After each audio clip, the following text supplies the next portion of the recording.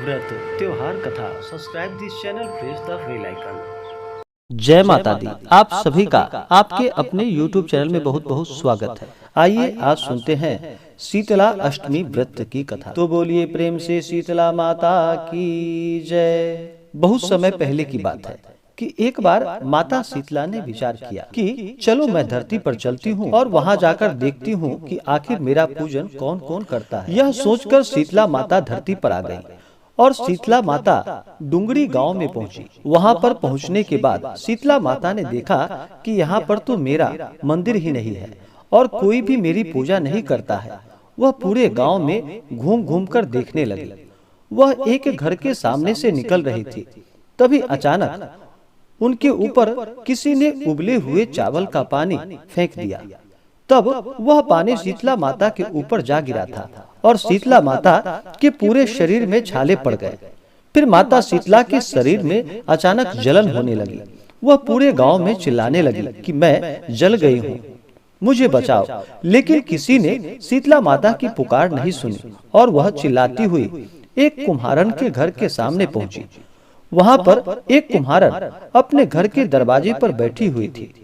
उसने जब देखा कि माता पूरी तरह से जल गई हैं, तब उस कुम्हारन ने शीतला माता को बुलाया और कहा, तुम्हारा पूरा शरीर जल गया है, इधर आओ, मैं तुम्हारे ऊपर ठंडा पानी डाल देती हूँ। शीतला माता वहाँ पर बैठ गईं और कुम्हारन ने शीतला माता के ऊपर ठंडा पानी डाल दिया। इसके बाद उसने माता से कहा कि मेरे पास आटे की राबड़ी और दही रखा हुआ है, मैं वह राबड़ी और दही ले आती हूँ, आप उसका भोजन करो, इससे आपके शरीर में ठंडक आ जाएगी। माता ने राबड़ी और दही खा लिया, जिससे माता के शरीर को आराम मिला। इसके बाद उस कुम्हारन ने शीतला माता से कहा कि तुम यहाँ पर आ जाओ, मैं तुम्हारे बालों को बुन देती हूँ। जैसे ही वह कुम्हारन शीतला माता के बाल बुन रही थी, तब उसकी नजर बालों के बीच छुपी हुई आंखों पर पड़ी और यह देखकर वह डर गई। तब माता शीतला ने उस कुम्हारन से कहा कि तुम मुझसे डरो नहीं, मैं कोई भूत या कोई आत्मा नहीं हूँ, मैं शीतला माता हूँ। मैं धरती पर यह देखने आई हूँ कि मेरी पूजा कौन करता है और मेरी पूजा कैसे की जाती है। तब शीतला माता अपने पूरे स्वरूप में आ गई। वह कुम्हारन सोचते हुए परेशान होने लगी। तब माता ने उस कुम्हारन से कहा कि तुम किस सोच में डूब गई हो। तब उस कुम्हारन ने माता से कहा कि मेरे घर में इतनी जगह नहीं कि मैं तुम्हारा आसन लगाकर तुम्हें वहां पर बैठा सकूं। मेरे पूरे घर में गंदगी पड़ी हुई है। तब शीतला माता ने उस कुम्हारन से कहा कि तुम किसी प्रकार की चिंता ना करो। और उसी समय शीतला माता एक गधे पर बैठकर एक हाथ में झाड़ू और एक हाथ में डलिया लेकर पूरे घर को साफ कर दिया था।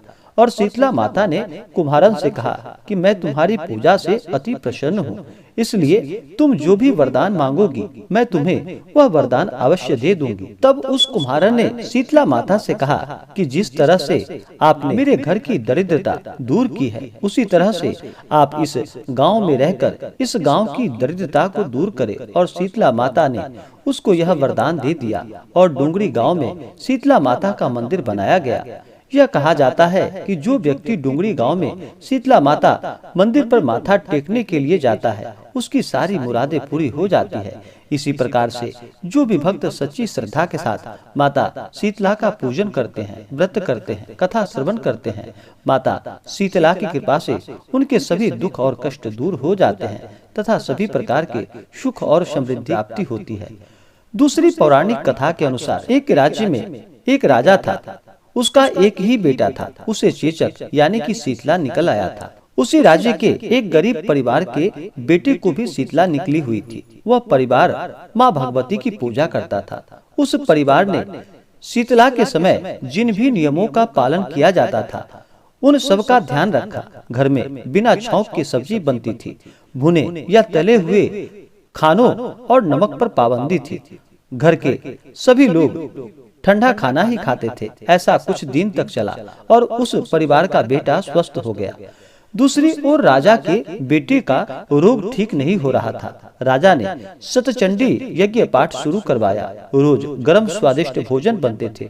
भुने और तले हुए भोजन खाया जाता था। मांस भी बनाया जाता था।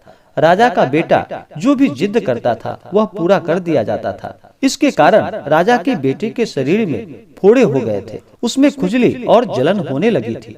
जो उपाय किया जाता था उसका कोई असर नहीं होता था।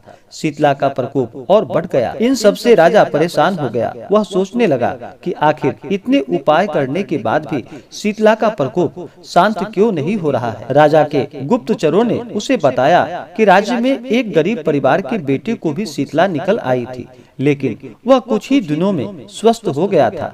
तब राजा ने सोचा कि वह तो माता की इतनी सेवा कर रहा है, फिर भी उनका प्रकोप कम क्यों नहीं हो रहा है, उसका बेटा स्वस्थ क्यों नहीं हो पा रहा है। राजा ये सब बात सोचते सोचते सो गया। उसके स्वप्न में माता शीतला ने उसे दर्शन दिया। राजा से कहा कि वह उसकी सेवा और पूजा से अति प्रसन्न है, लेकिन तुमने शीतला के नियमों को तोड़ा है। इस वजह से शीतला का प्रकोप शांत नहीं हो पा रहा है। इसके लिए तुम खाने में नमक बंद कर दो, बिना शौक के सब्जी बनाओ, खाने में तेल का प्रयोग ना करो और सभी लोग ठंडा भोजन ही ग्रहण करो। बेटे के पास किसी को मत जाने दो। ऐसा करो, जल्द ही तुम्हारा बेटा स्वस्थ हो जाएगा। अगले दिन से राजा शीतला माता के बताए गए नियमों का पालन करने लगा।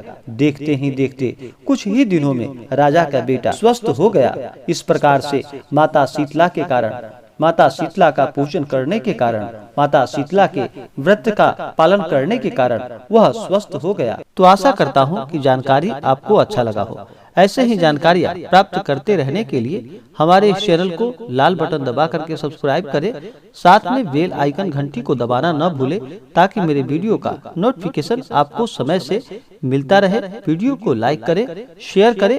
जय माता दी। धन्यवाद।